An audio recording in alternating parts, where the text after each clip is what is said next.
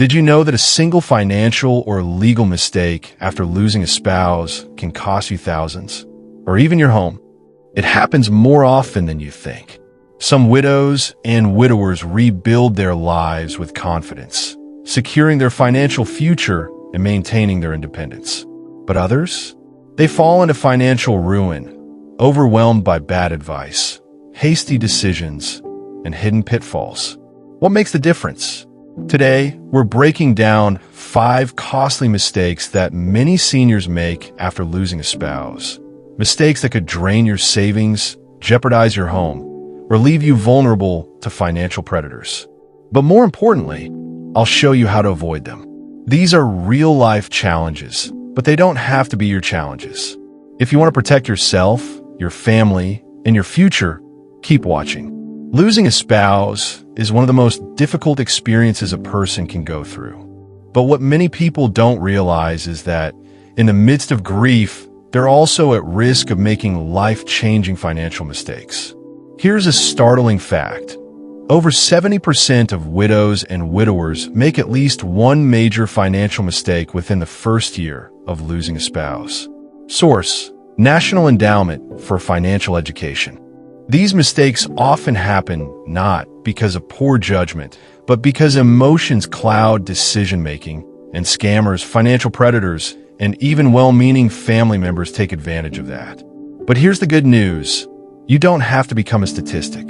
Today, I'm going to walk you through the 5 biggest pitfalls that seniors face after losing a spouse, along with the smart, practical steps you can take to protect yourself and your financial future.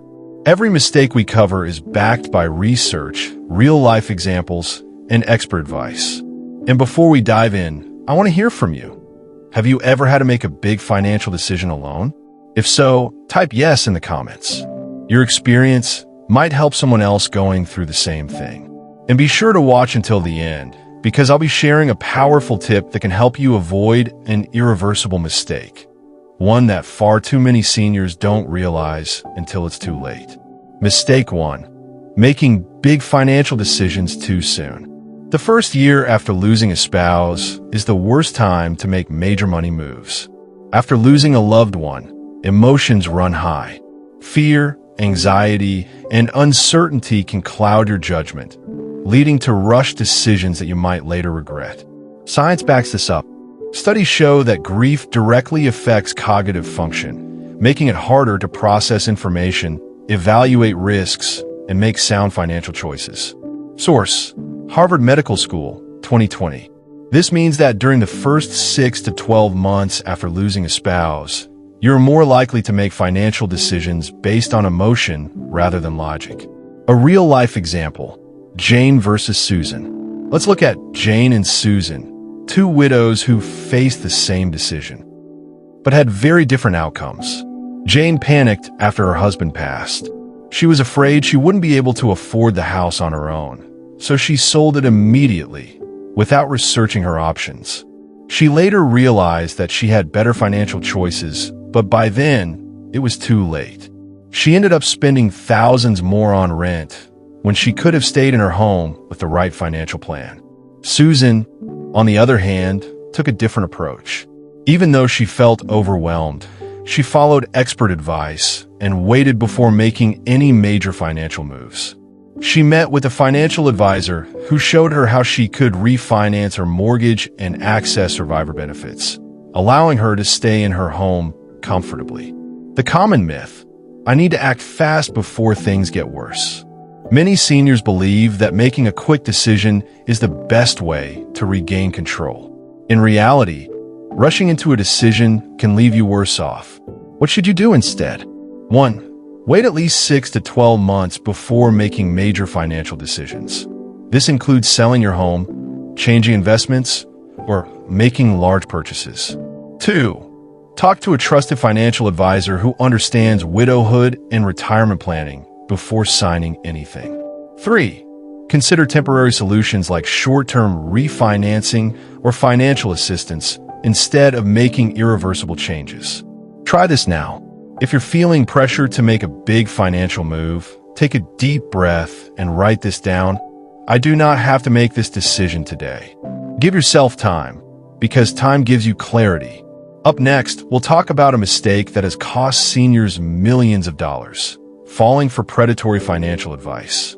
Stay with me, because this next one is critical. Mistake 2. Saying yes to predatory financial advice. Scammers prey on widows and widowers. Don't fall for it. Losing a spouse is not just an emotional challenge. It can also make you a target. Scammers and even dishonest financial advisors know that widows and widowers are often in a vulnerable state, making them more likely to trust the wrong person. The science: why widows and widowers are at higher risk. Elder fraud is a $3 billion industry in the U.S. alone, and studies show that widows are among the top targets. Source: Consumer Financial Protection Bureau, 2023. Why? Because scammers know that. You may be unfamiliar with financial decisions your spouse used to handle. You may be emotionally overwhelmed and less likely to question things. You may trust the wrong person, especially if they seem friendly and well-meaning. This isn't just about strangers calling you with fake investment deals. Sometimes, the danger comes from inside your own circle: a distant relative, an old friend, or even a financial advisor who isn't working in your best interest. A real-life example: Mark versus Susan. Let's look at Mark and Susan, two seniors who handled financial advice very differently. Mark was approached by a financial advisor who was warm, friendly, and claimed to specialize in helping widowers. He recommended an annuity that promised guaranteed income for life. It sounded safe, so Mark signed the paperwork. What he didn't realize was that the annuity came with huge penalties, high fees, and no flexibility. When he later needed access to his money, it was locked away. He lost half his savings to early withdrawal penalties. Susan, on the other hand, did something different.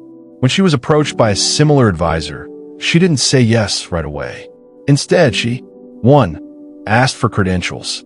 2. Consulted a second, independent advisor to review the offer. 3. Researched online reviews and complaints. It turned out that the advisor wasn't even properly licensed, and the investment was a bad deal. Because Susan took her time, she avoided a financial disaster and found a legitimate financial planner who helped her secure her future. The common myth: a friendly face means they have my best interests at heart. It's natural to trust people who seem kind and helpful. But remember, just because someone is friendly doesn't mean they're acting in your best interest. Scammers use emotions, kindness, urgency, and even fear to push you into bad decisions. What should you do instead? 1. Verify credentials. Ask: are you a fiduciary? Fiduciary advisors are legally required to act in your best interest. If they hesitate or dodge the question, walk away. 2. Never sign anything on the spot. Take your time. Review the documents with someone you trust. 3. Get a second opinion. If an investment sounds too good to be true, it probably is. Try this now. Take out a piece of paper and write down this simple rule: I will always get a second opinion before making financial decisions. Next, we'll talk about a mistake that could cost you thousands in lost benefits: making the wrong decision about Social Security and pensions. Stay with me, because this one is critical. Have you or someone you know made one of these mistakes? Maybe you've seen a friend or family member struggle with financial decisions after losing a spouse. Share your experience in the comments below. I'd love to hear your thoughts. And if you're finding this information helpful, do me a quick favor. Hit like. It helps more people see this video.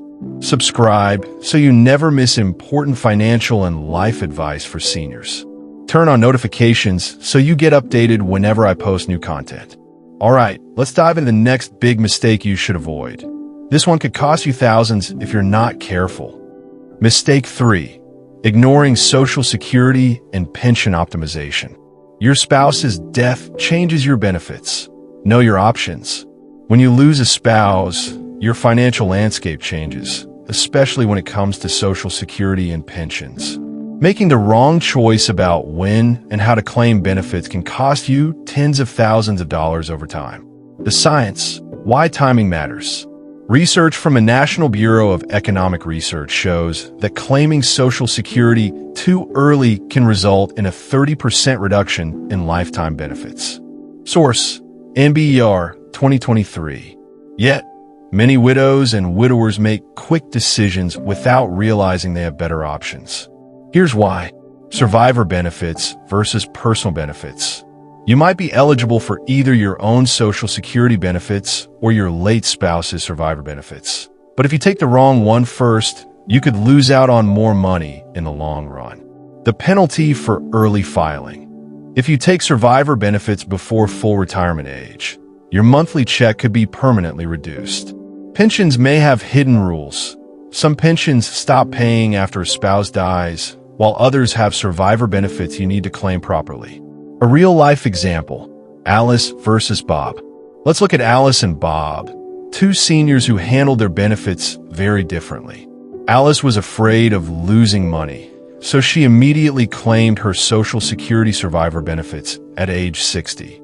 She didn't realize that by filing early, her monthly check would be reduced by hundreds of dollars for the rest of her life. A few years later, she struggled to cover her expenses, but by then, her decision was locked in. Bob, on the other hand, took his time. He spoke with a Social Security expert who explained that he had a better strategy. He waited until full retirement age to claim survivor benefits, maximizing his monthly check. In the meantime, he used other income sources to cover expenses. Because he waited, he received thousands more per year for the rest of his life. The common myth: I should take Social Security right away before I lose it. Many seniors panic and think, I need to take benefits now before they disappear. But Social Security is designed to be calculated over your lifetime. And for most people, waiting means higher monthly checks. What should you do instead? 1. Consult a Social Security expert before making a claim. Many free services are available through the Social Security Administration or financial advisors. 2. Compare survivor benefits versus your own benefits. You may be better off taking one first and switching later. 3. If possible, wait until full retirement age before claiming survivor benefits to get the highest possible monthly income. Try this now. Call Social Security at 1-800-772-1213 or visit their website to schedule a free benefits review. It's a simple step that could put thousands of extra dollars in your pocket. Up next, we'll talk about a mistake that can create enormous legal problems for your family: neglecting your estate plan. Stay with me, because this one is crucial. Mistake 4. Keeping the same estate plan. Your will and power of attorney may be outdated. Many widows and widowers assume that if they created a will years ago, they're covered. But here's the reality. An outdated estate plan can create legal nightmares for your loved ones. Or worse, direct your money to the wrong people. The science. Why this mistake is so common. Research shows that over 55% of widows fail to update their beneficiaries after their spouse passes, leading to costly probate battles and unintended inheritances. Source: National Association of Estate Planners and Counsels, 2023. Many people forget that their life insurance, retirement accounts, and bank accounts have separate beneficiary designations. If a deceased spouse is still listed, or worse, if an ex-spouse is still named, it can create years of legal disputes. Even a simple mistake, like not updating a power of attorney, could mean your children or trusted loved ones can't help you if you ever become incapacitated. A real-life example: Tom's costly mistake. Let's look at Tom's story. Tom was 72 when his wife, Linda, passed away. He assumed their estate plan was fine because they had created wills decades ago. But there was one big problem: he never updated his beneficiaries. His life insurance policy still listed Linda as the primary beneficiary, and because she had passed, the money got stuck in probate for nearly 2 years instead of going directly to his children. Worse, some of Linda's assets went to estranged relatives she no longer spoke to, simply because her old will had never been updated. The legal fees to fix these issues? Over $15,000. The common myth, I made my will years ago, it's fine. A will isn't a one-time document.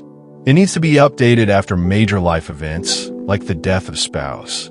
Many people don't realize that their retirement accounts, life insurance, and bank account have separate beneficiary designations that override their will. What should you do instead? 1. Review and update your will, trust, and power of attorney within 6 months of losing a spouse. 2. Ensure all beneficiary designations on life insurance, retirement accounts, and bank accounts reflect your current wishes. 3. Check who has financial and medical power of attorney. If your spouse was listed, you need to name a new trusted person. Try this now. Take 5 minutes today to check your bank and retirement account beneficiaries. You can usually do this online. If your deceased spouse is still listed, call your bank or financial provider to update it immediately. Up next, we'll talk about a mistake that could drain your finances faster than you realize: overspending due to loneliness. Stay with me, because this one is more common than you think. Mistake 5. Letting loneliness lead to poor decisions. Grief can cloud judgment, especially in relationships. Losing a spouse can leave you feeling lonely, vulnerable, and uncertain about the future. And in that emotional state, it's easy to make rash decisions, especially when it comes to relationships, finances, and major life changes.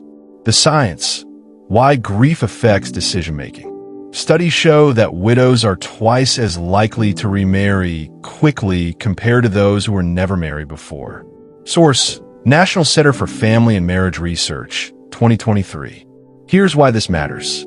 Many seniors rush into new relationships or marriages as a way to cope with loneliness, sometimes with financial consequences. Widows who remarry within a year are more likely to make costly legal and financial mistakes, including losing pensions, social security benefits, and even home ownership. The brain is in an altered emotional state during grief, making it harder to think logically and long-term. A real-life example: Ellen versus Ruth. Let's look at Ellen and Ruth, two widows who handle their grief in very different ways. Ellen was devastated after her husband of 40 years passed away. Within 6 months, she met a charming man who made her feel safe and cared for. They got married quickly, but what she didn't realize was, by remarrying, she lost half of her late husband's pension benefits. She added her new husband to her home's deed, and when they later divorced, she had to sell the house to split the assets. Her grown children were left with nothing from her first husband's estate. Ellen's loneliness led her into a financial and emotional disaster. Ruth, on the other hand, took a different approach. She allowed herself time to heal before making any big decisions. She leaned on friends, family, and a widow support group instead of rushing into a new relationship. Years later, when she met someone special, she protected her assets by consulting an attorney and setting clear financial boundaries. Because Ruth took her time, she found love again, without risking her financial security. The common myth: I need someone to take care of me now. Many widows and widowers fear being alone. It's natural to want companionship, but making major commitments out of fear or grief can lead to devastating mistakes. What should you do instead?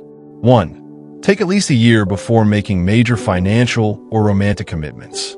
Give yourself time to process grief before making life-changing decisions. 2. Seek emotional support first. Join a widow support group, lean on family, or speak with a therapist to help navigate this chapter of your life. 3. If you enter a new relationship, consult an attorney first. Discuss how remarriage could impact your assets, social security benefits, and estate plan. Try this now. If you're feeling lonely, write down 3 non-romantic ways you can build companionship, whether it's joining a club, reconnecting with old friends, or volunteering. Taking these small steps can help you build a fulfilling life on your terms. Final thoughts and key takeaways. We've covered 5 costly mistakes many seniors make after losing a spouse. 1. Making big financial decisions too soon. Wait 6 to 12 months before major changes. 2. Saying yes to predatory financial advice. Always verify credentials and get a second opinion. 3. Ignoring Social Security and pension optimization. Consult an expert to maximize benefits. 4. Keeping the same estate plan. Update your will, beneficiaries, and power of attorney. 5. Letting loneliness lead to poor decisions. Give yourself time before entering serious commitments. Your next step. Which mistake surprised you the most? Let me know in the comments below. I read every response.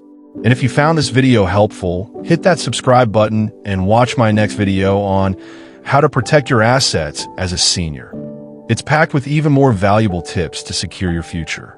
Thank you for watching, and remember, it's never too late to take control of your financial future. Let's quickly recap the 5 costly mistakes to avoid after losing a spouse. 1. Don't make major financial decisions too soon. Give yourself at least 6 to 12 months before making big moves. 2. Avoid predatory financial advice. Always verify credentials and get a second opinion. 3. Optimize your Social Security and pension. Speak with an expert before making a decision. 4. Update your estate plan. Review your will, beneficiaries, and power of attorney. 5. Don't rush into new relationships or commitments. Take time to heal before making financial or emotional decisions. Losing a spouse is one of life's hardest challenges, but remember, you are stronger than you think. With the right knowledge, you can protect yourself, secure your future, and make choices that truly benefit you and your loved ones. Your challenge for today. Take action right now. Talk to a trusted friend, family member, or financial advisor about at least one of these points. Even a small step today can prevent major regrets later. And don't forget, if this video helped you, hit like and subscribe for more practical advice on navigating life after loss. Before you go, I'd love to hear from you. Which mistake surprised you the most? Let me know in the comments below. And if you're ready to take control of your financial future, watch this next video on maximizing your retirement income. It's packed with practical tips to help you make the most of your money. Finally, thank you for watching. I appreciate you being here. Stay strong, stay informed, and I'll see you next time for more life-changing advice.